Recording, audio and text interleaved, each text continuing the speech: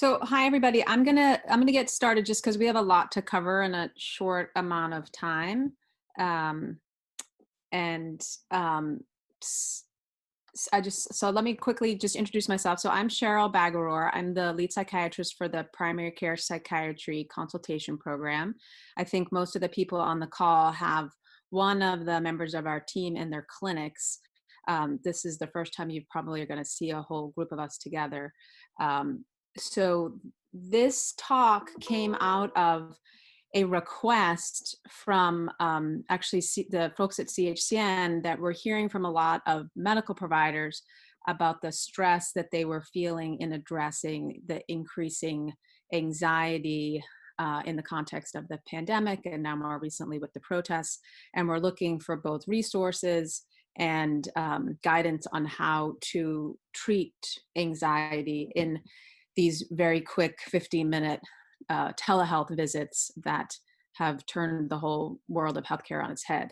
So we also want to be mindful and recognize the fact that even though we're addressing anxiety in all of our patients, that all of us are actually going through some degree of anxiety ourselves, um, maybe an incredible amount in terms of what's going on in your personal life, or a little bit, but this is an incredibly uncertain time for all of us and what's ahead. So that has to be part of the equation, and how we help other people deal with anxiety is reflecting on and addressing our own anxiety.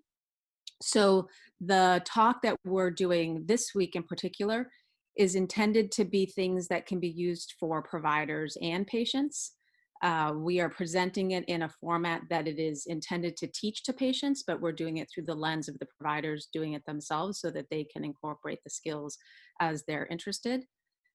This is just part one of a two-part series. This is on behavioral strategies. Next week is going to be specifically on psychopharmacology. Again, lots of questions coming in on how to change meds, start meds. What do you do with treatment-resistant anxiety? What do you do if it's comorbid with lots of other diagnoses, substance use, depression, um, in the long list of options there.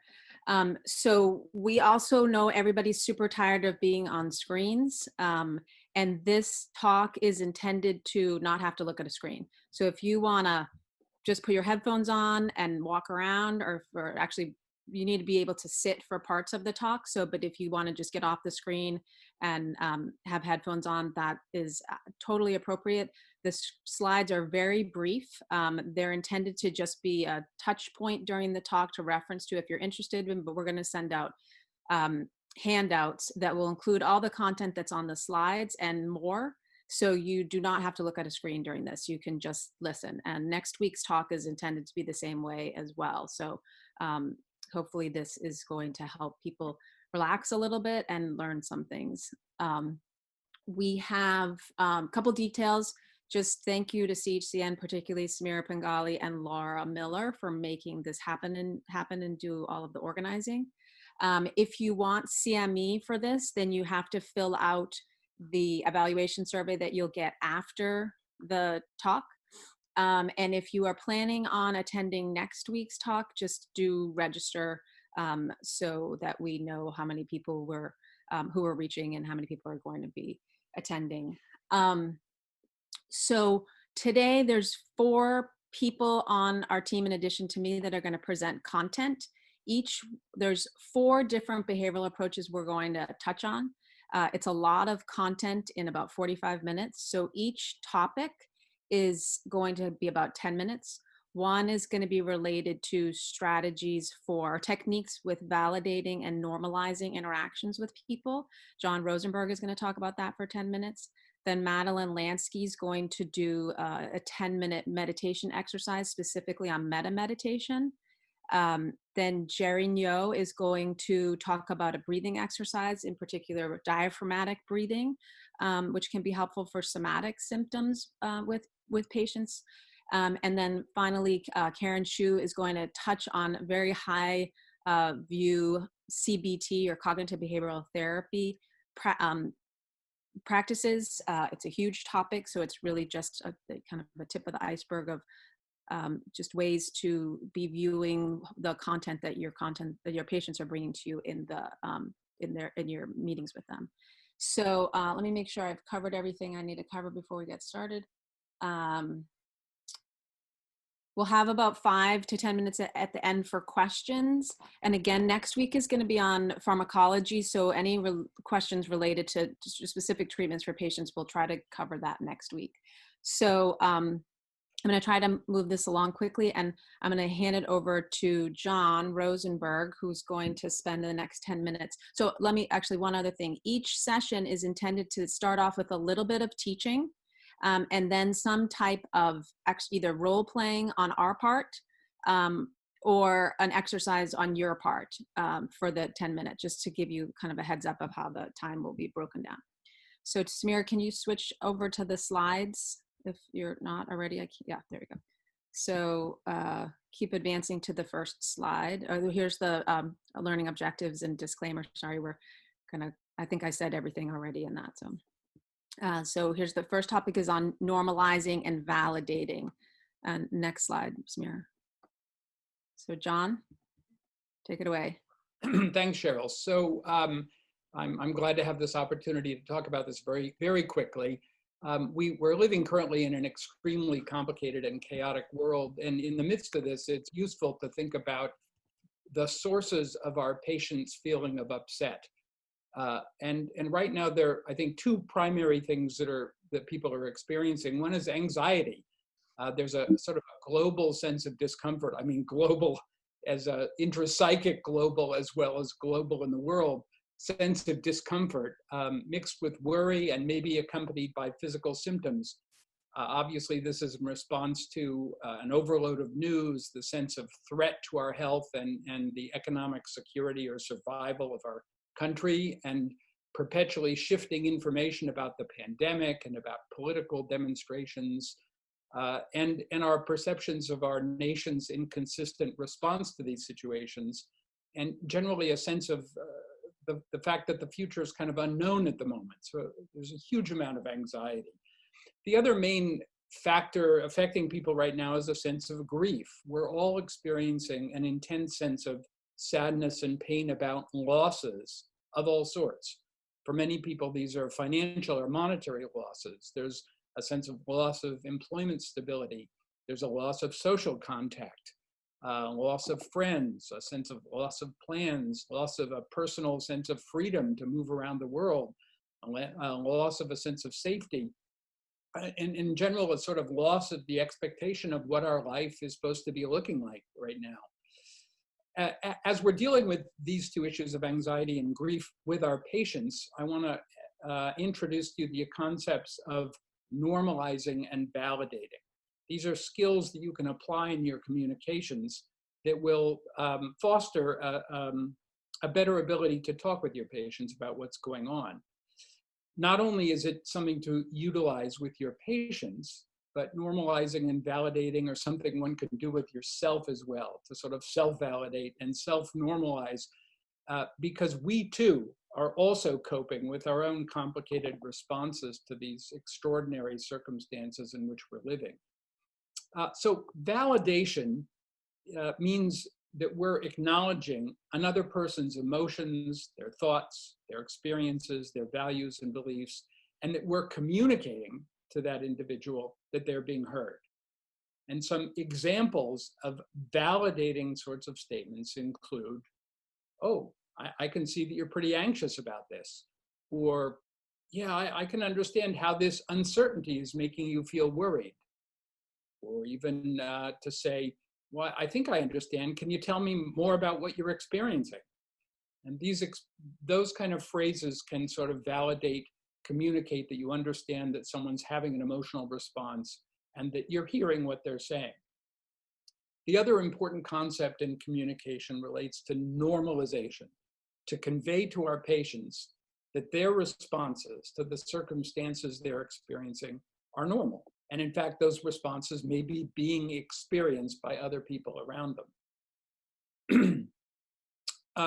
And of course, right now in these extremely challenging times, there's a very wide range of experiences and feelings and thoughts that are within the normal range. It's a huge range of normality.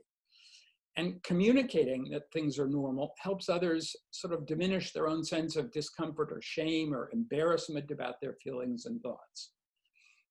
And actually, when you normalize things, that is another way that you validate someone's experience. In terms of making normalizing statements, the sort of statements one can make that fall in that category are things like saying, oh, I'm hearing from a lot of patients right now that they're having difficulty with anxiety and sleep. Or to say, yeah, it sure is a difficult time for all of us given what's going on.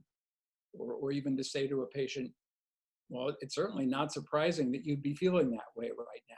These are all statements that just convey that the patient's experience that they're presenting to you is within the range of what other people are experiencing. So as a way of demonstrating this, we want to do a brief role play to go through a little bit of a conversation between individuals that sort of demonstrate this. And the first example is a conversation between two colleagues. Hey Cheryl, good to see you. How you doing? Oh, hey, Jerry. Nice to see you too. I'm doing okay. How about you? No, Cheryl, I really want to know, like, how are you doing? Oh, I'm hanging in there. I mean, I can't complain. There's a lot of people who have it a lot worse than I do right now. Yeah, I mean, I guess that's true. Yeah, we don't have much to complain about. So in this brief snippet of conversation, this demonstrates sort of a reluctance to express much in the way of discomfort, as if there's sort of a prohibition against complaining. And it's reinforced by the idea we have internally that others somehow have more of a right to complain. And there's no validation for those feelings. In fact, Jerry's comments sort of reinforce the message that others have it worse, which kind of serves to shut down any expression of discomfort. So let's take another run at that conversation. Hey Cheryl, good to see you. How you doing? Oh, hey, Jerry. Nice to see you too. I'm doing okay. How about you? No, Cheryl, I really want to know, like, how are you actually doing? Oh, I'm hanging in there. I can't complain. There's a lot of people who have it a lot worse than I do right now. That's for sure. Yeah, I mean, I think it's a really hard time for all of us, for everybody involved. Well, actually, my husband lost his job last week and he works in media. So it's not a great time to be looking for work in that field. Yeah, that's pretty terrible time for that. And we probably can't see our grandkids at all this year because we can't travel. This is not how this summer was supposed to look like. So in that snippet of the conversation, the sense of anxiety and loss are more evident as a response to the threats and the fallout of our global crisis. And in this circumstance, Jerry's responses conveyed an acceptance of the expression of these concerns, which may have led to Cheryl being more open to admitting to her own sense of loss and upset. The next role play is actually a conversation with a patient. Hi, Thomas. Glad you were able to make it in today. How are you doing?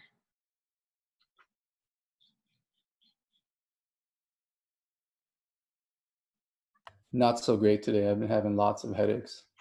Oh, I'm sorry to hear that. What have you been experiencing exactly? Just it's like dull, throbbing headache that I get most nights. Oh, and how have you been sleeping? Not very good at all.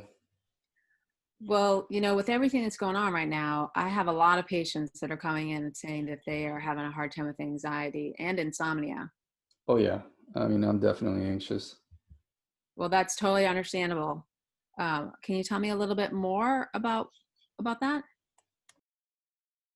So in that fragment of a conversation, what you see is that the patient presents focusing on their physical malady, but the response, utilizing, normalizing, and validating, kind of helps the patient feel more open to speak about the other difficulties that are more directly tied to their symptoms.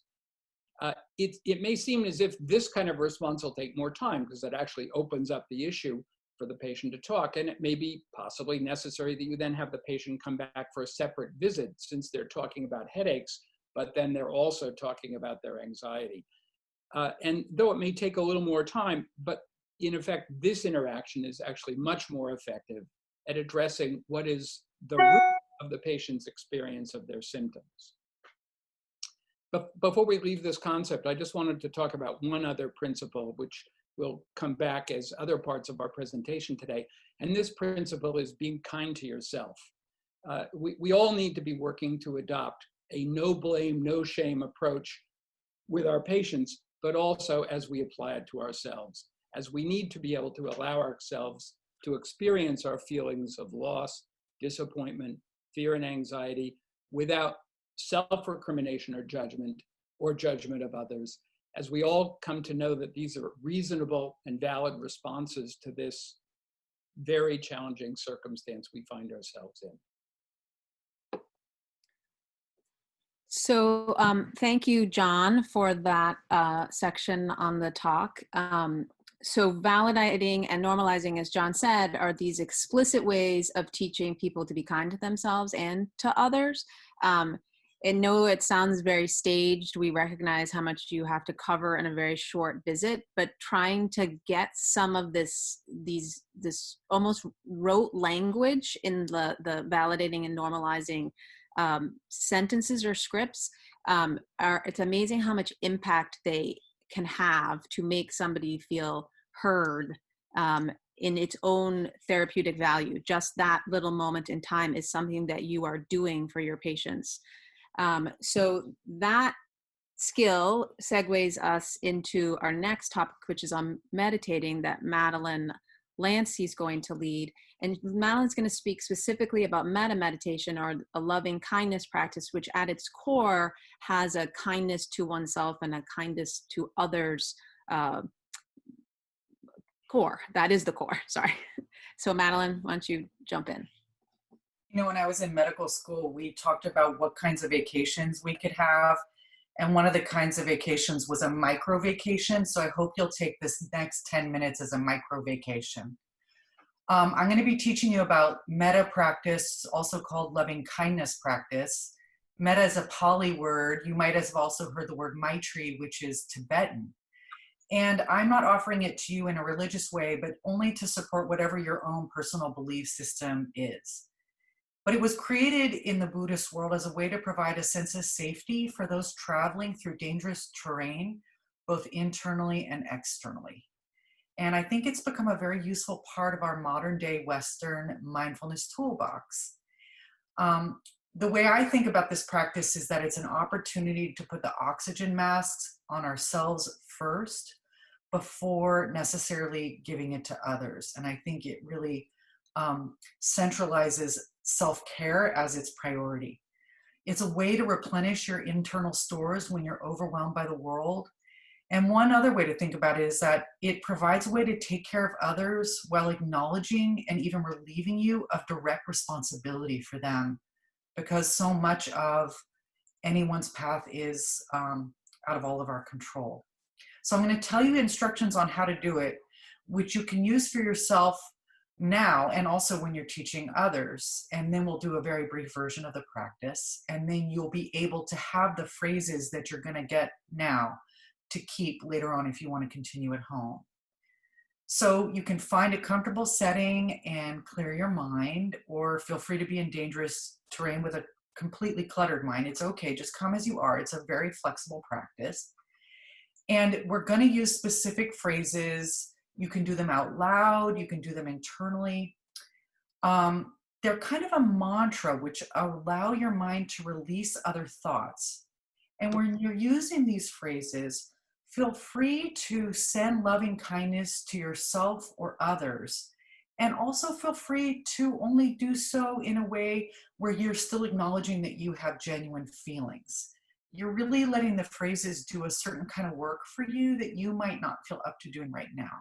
And you'll notice in the phrases that the last line I say at ease, you can say peaceful if that's better for you. Also notice if you have trouble sending loving kindness to yourself. Prioritize sending metta or maitri, loving kindness to yourself whenever you do the practice. And if you only have a little amount of time, maybe consider just sending it to yourself. Then you can add on others, as I will show you to do, which include the loved one, the stranger or strangers, difficult people, and then extending it out into the world. Always put the oxygen mask on yourself first. So you're going to notice that when I start the meditation, we're going to talk about sending loving kindness to yourself using 4 phrases.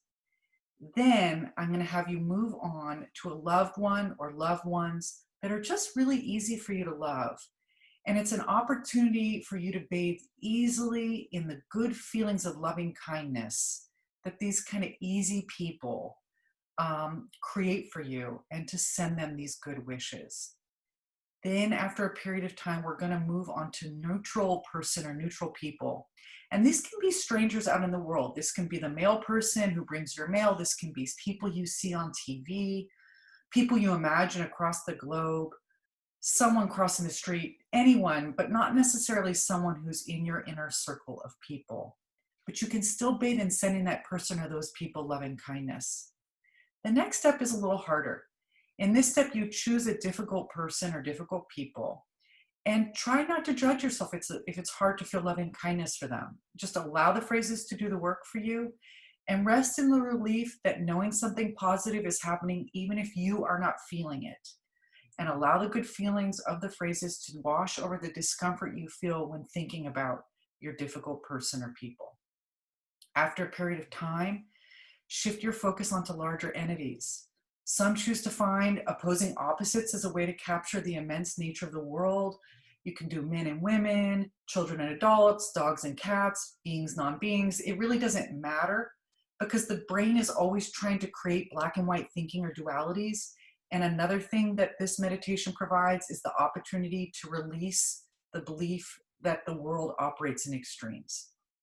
So just relax and enjoy, bathe in the good feelings that come with spreading loving kindness, and consider the Buddhist idea of finding a way to support the brain in dwelling in the 4 divine abodes. These are loving kindness, compassion, spontaneous joy, which is the ability to manage jealousy and envy towards others, even when they're happy, and equanimity, which is understanding that what comes up must come down. And consider prescribing this medicine to you or your patients every day, 10 minutes, QD, BID, TID, QID. Really, you choose it, even 5 minutes matters, and it's really sort of impossible to overdose. So I'm going to move on to the phrases. And the first one is going to be to ourselves. It goes like this. May I be safe. May I be happy. May I be healthy. May I be at ease. May I be safe. May I be happy. May I be healthy. May I be at ease. Now to loved ones, may you be safe. May you be happy. May you be healthy. May you be at ease. May you be safe. May you be happy. May you be healthy. May you be at ease. And now to strangers. May you be safe. May you be happy. May you be healthy. May you be at ease. May you be safe. May you be happy. May you be healthy. May you be at ease. Now to the difficult one. May you be safe. May you be happy. May you be healthy. May you be at ease. May you be safe. May you be happy. May you be healthy. May you be at ease. Now I'll move on to the world. May the world be safe. May the world be happy. May the world be healthy. May the world be at ease. May the world be safe. May the world be happy. May the world be healthy. May the world be at ease. May the world be safe. May the world be happy. May the world be healthy. May the world be at ease. May the world be safe. May the world be happy. May the world be healthy. May the world be at ease. May the world be safe. May the world be happy. May the world be healthy. May the world be at ease. May the world be safe. May the world be happy. May the world be healthy. May the world be at ease.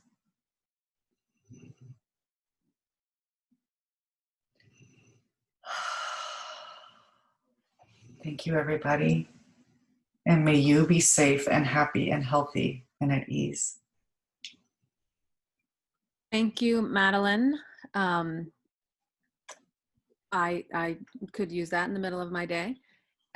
So meditation is just one type of meditation practice. I know that a lot of people on this this call or video have their own meditation practices, but we wanted to bring in just a specific meditation practice because it feels particularly useful right now.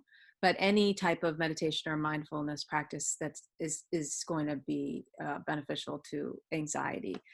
So whatever you feel most comfortable sharing with your patients is you know, sky's the limit. And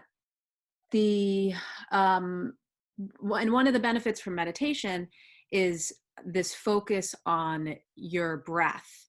Not less so with this meta meditation, but some, you know, lots of meditations do spend a lot of time focusing on paying attention to your breath. And Jerry is going to actually talk us through a specific breathing exercise. So not a meditation, but a breathing exercise that you can teach your patients and do yourself called diaphragmatic breathing. So I'm going to switch it over to him. Hi, everybody. Thank you again, Madeleine. That was really touching for me. So I feel much better. Yeah, so this is a technique, the diaphragmatic breathing, or otherwise known as belly breathing. I'm sure many of the therapists on this call have probably heard of this before. I learned this when I was, I think, in residency.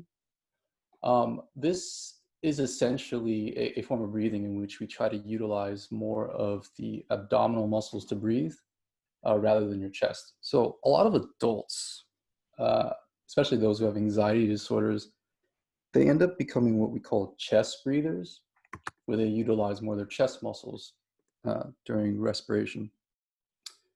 And this can result in very shallow breaths. And it's a very inefficient way to breathe.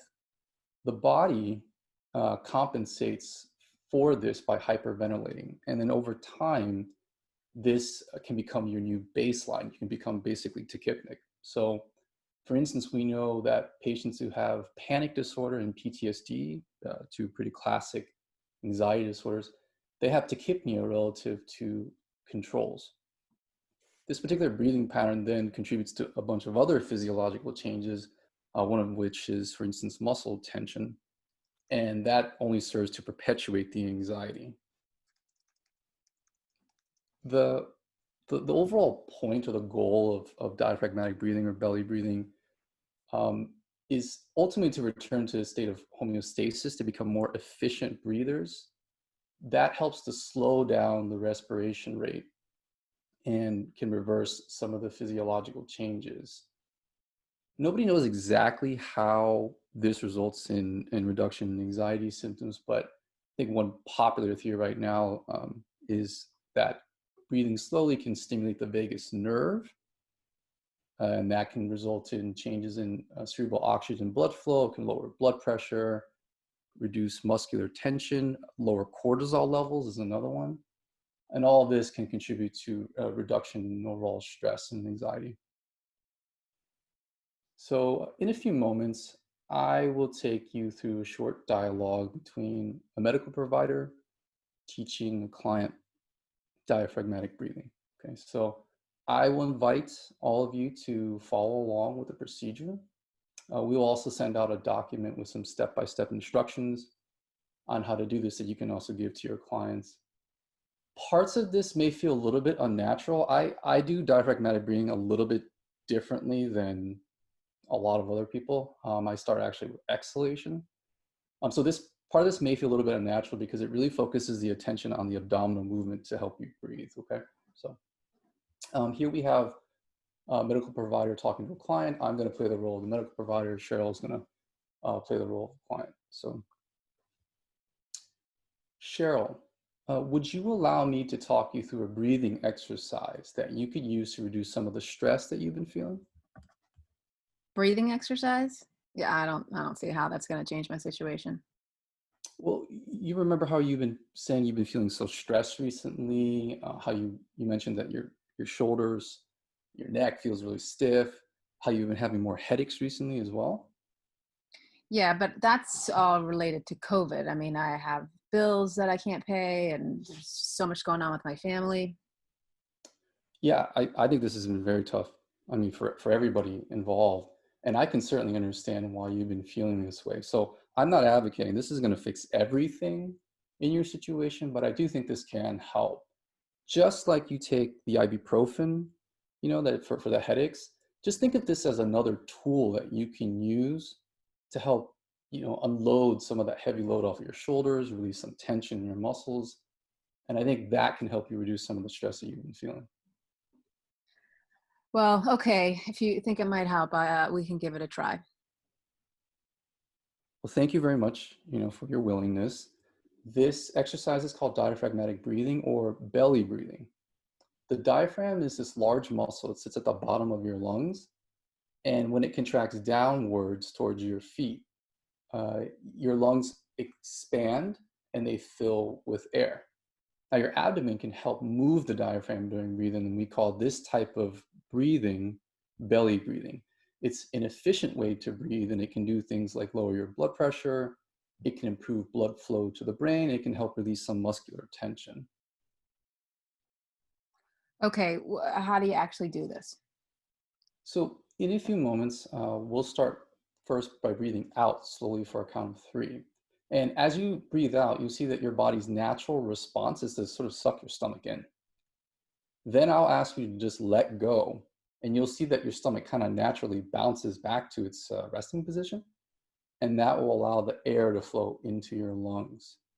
I'll also ask you to place your hands on your chest and your abdomen during this exercise. The point is, we really want to see the hand on the abdomen move more than the hand on the chest. Again, the emphasis here is really on your abdomen moving during this exercise. So go ahead, find a place where you can sit comfortably, perhaps a chair or a sofa, and let me know when you're ready. Okay, I'm ready. Go ahead and allow your feet to lie flat on the floor. I'll invite you to allow the muscles of your head, neck, and shoulders to relax as much as they are able to. Go ahead and place one hand on your upper chest, the other on your belly. I'll invite you to close your eyes if that feels comfortable for you. Otherwise, just keep them open. And I will lead you through 60 seconds of this breathing exercises. Go ahead, breathe out slowly for 1, 2, 3, and let go. Out slowly for 1, 2, 3, and let go. Out slowly for 1, 2, 3, and let go. Out slowly for 1, 2, 3, and let go. Out slowly for 1, 2, 3, and let go. Out slowly for 1, 2, 3, and let go. Out slowly for 1, 2, 3, and let go.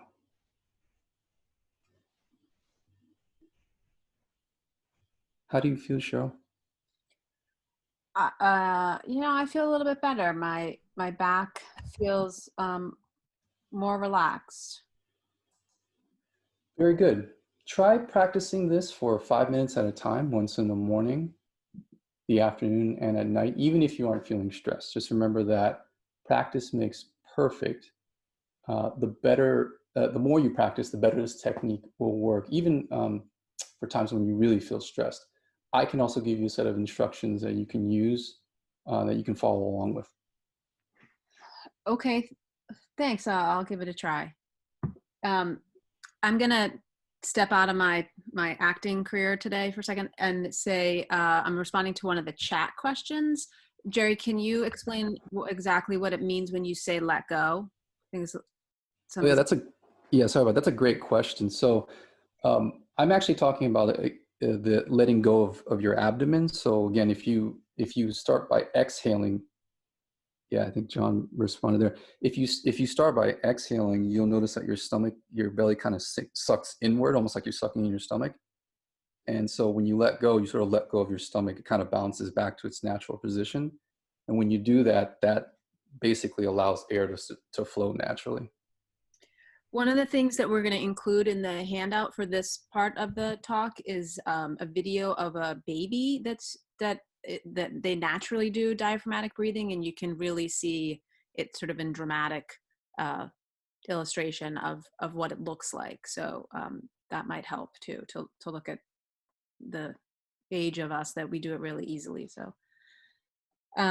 So thanks, Jerry. I'm gonna move us along to the last bit of the talk.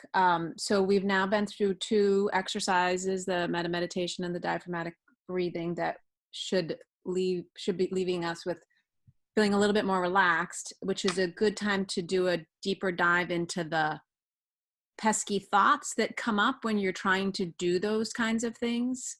Like meditation and breathing exercises, your brain derails you from the relaxation exercises. And so Karen Chiu is going to give us a 10-minute primer on cognitive behavioral therapy techniques. I think my psychiatry residency director is remotely just cringing at the idea that we're going to try to teach CBT in 10 minutes. But there are some just real snippets of CBT that can be helpful to put into a primary care visit. So she's going to try to cover that in a really short amount of time. So Karen?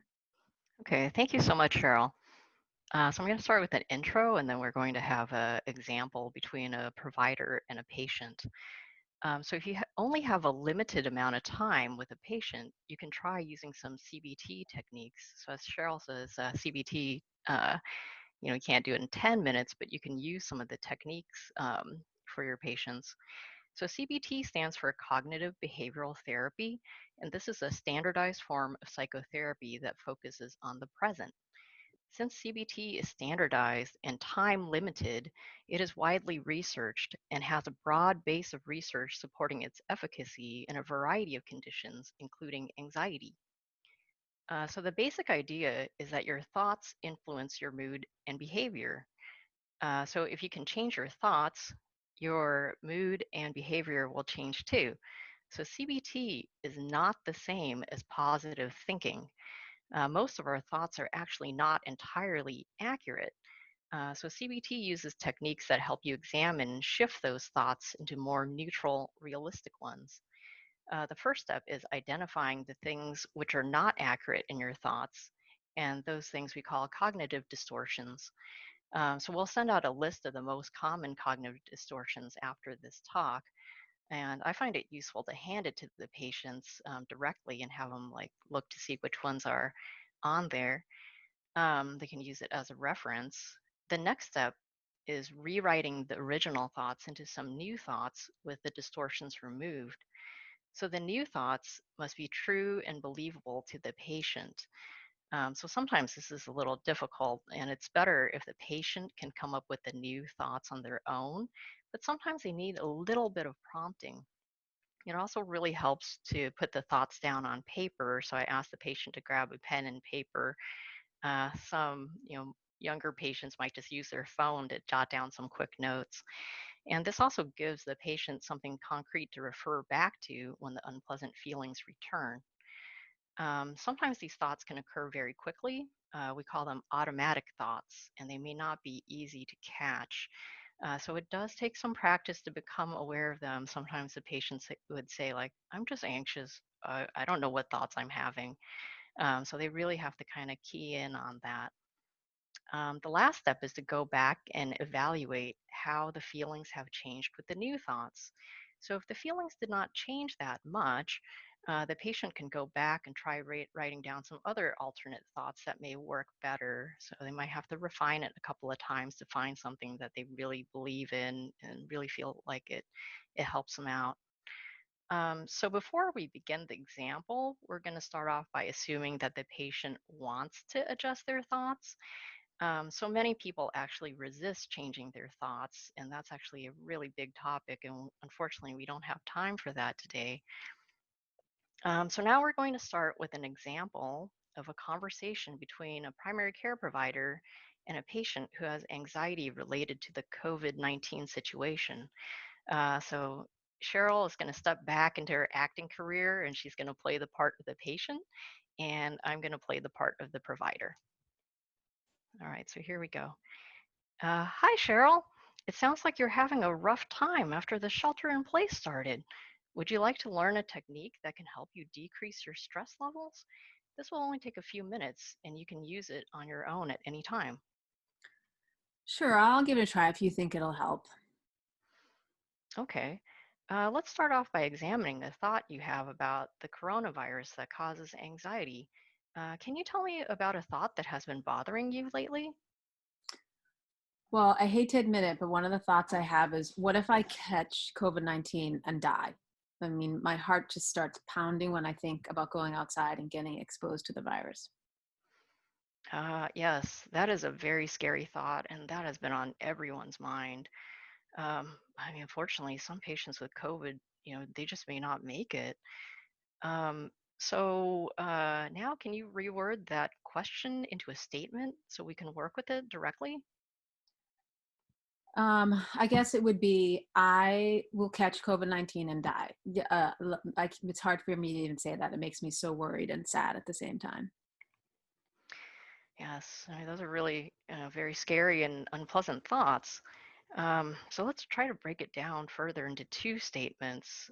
It's actually a combined statement there. The first statement is, I will catch COVID-19. And the second one is, I will die from COVID-19. Can you jot those thoughts down? I know you also identified some emotions that follow the thought, like worrying and sadness. So let's write those down too. Okay, I can do that. All right. The next step is identifying the cognitive distortion or the incorrect part of the statement. So let's start by looking at the first statement. And here's a list of the most common cognitive distortions you can refer to. Hmm. It seems like there's some jumping to conclusions in there. Yes. So there definitely is some jumping to conclusions. So jumping to conclusions is the negative, is the cognitive distortion where you predict the future and act like the event will absolutely happen. So you're experiencing the emotions as if the event has already occurred. Yeah, that's what it feels like. It feels so real, even though it hasn't actually happened. Exactly. So let's try writing the thought with the distortion taken out. What's a more realistic way of thinking of this? I mean, you can be exposed to the virus, but I suppose you're taking some precautions to decrease risk, so you're not guaranteed to catch the virus 100%. Yeah, you're right. I know that logically. I'm not guaranteed to catch the virus. And I've been to the grocery store a few times since the lockdown, and I'm not sick now. I wear my mask every time I go out, and I wash my hands a lot. Oh, okay. So a way to rewrite your thought is, well, I'm taking precautions, so I'm less likely to catch COVID-19. Also, keep in mind that we have some evidence that social distancing and masks are really helping to decrease the spread.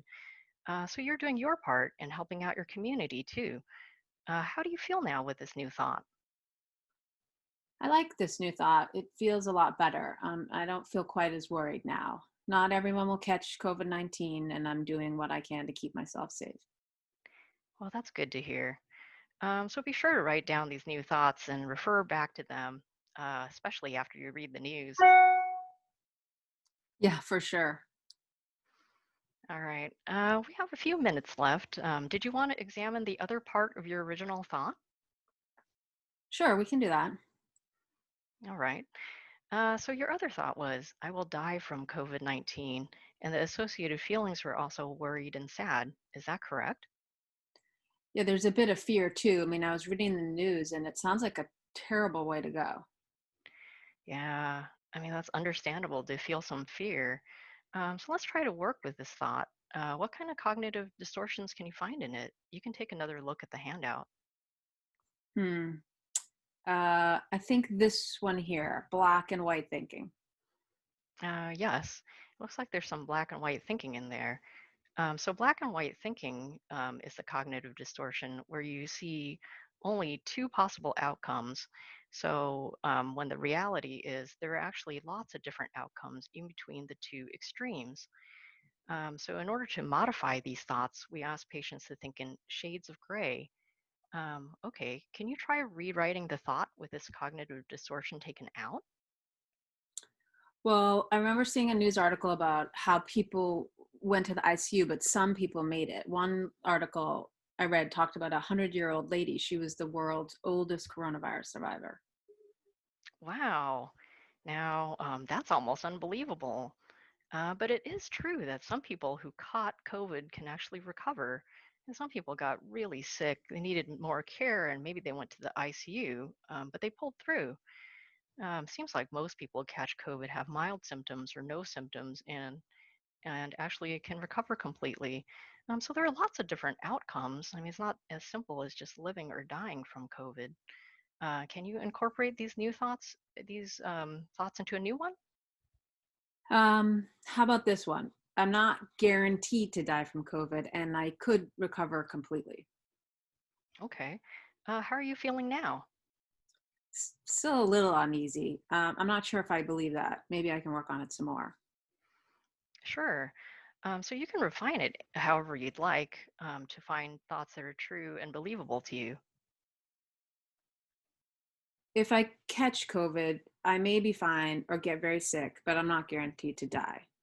That seems a little bit more believable to me. I feel it makes me feel a little bit less worried and maybe even a little bit hopeful.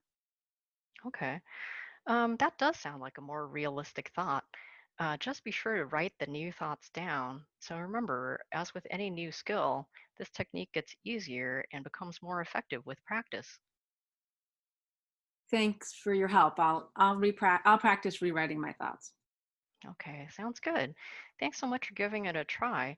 There are also other resources that you can use to learn about changing your thoughts into more balanced ones. So this is only one technique. So thank you, Karen. That's the end of the role playing, and actually that's the end of the 4 topics. So we covered validating and normalizing, meta meditation, diaphragmatic breathing, and these cognitive behavioral therapy techniques.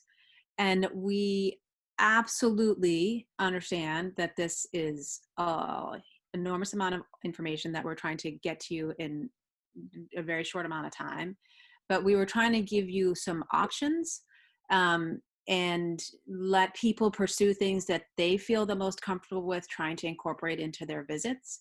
We also recognize somebody's bringing up on the chat that it's harder when people are illiterate or not English speaking. So trying to find something that, we're going to try to find what we can in other languages in terms of teaching some of the meta meditation.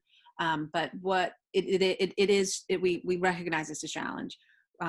We are trying to see where we can find some wiggle room to give people skills in these short amounts of time with their patients.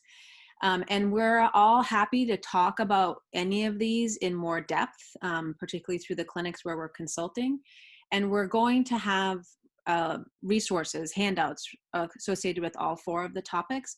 We haven't finished putting them together because we did want to get some feedback from people that are on the call of what in particular they want included in those handouts, so that they're a reference for both themselves and for patients.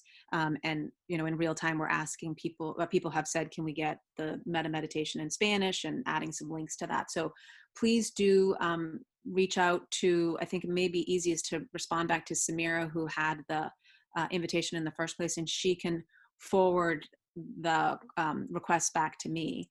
And we have about 5 minutes left for questions. So I'm going to open up people if you want to unmute yourself to ask questions, or you can add the questions into the chat box. And Samira is also making sure everybody knows that you have to fill out the evaluation survey, and she's linking it in the chat.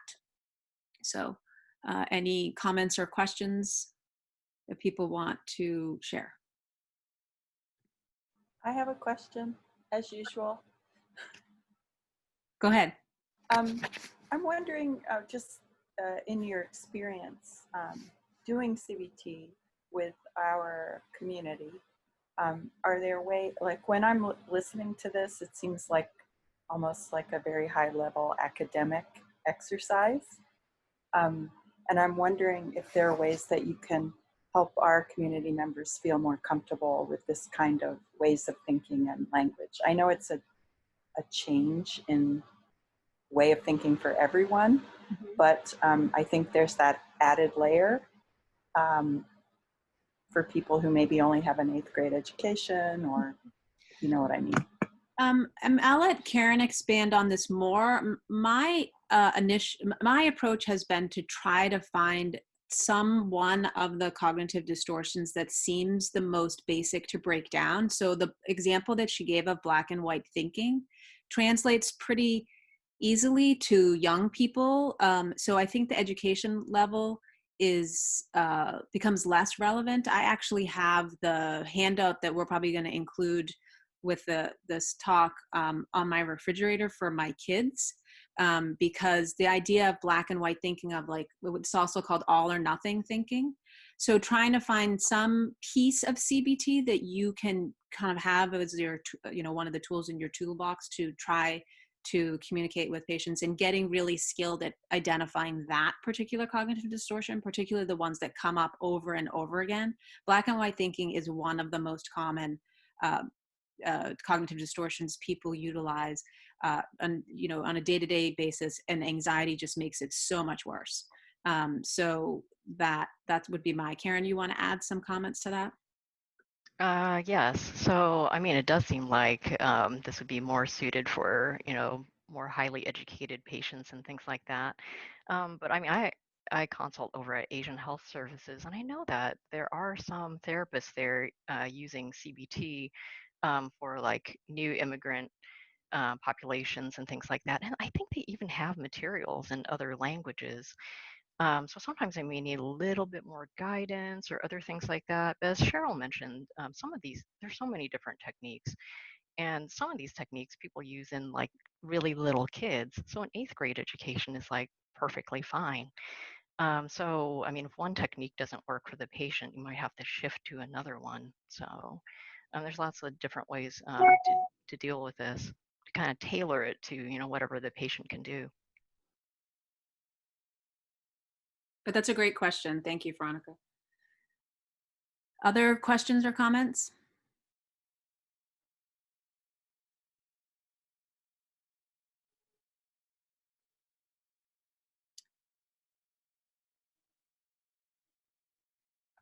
I'm hoping that people got at least 10 to 20 minutes of relaxation as part of this talk. And please do submit any feedback. We're open to negative feedback, like this was totally, you know, not useful for the amount of time, and can you focus on this in the future? So feedback is really, really helpful to us to figure out how we can be most helpful moving forward. So so if you can send it on to Samira, fill out the SurveyMonkey CME, and then next week we will cover medications, which is also super needed right now. So,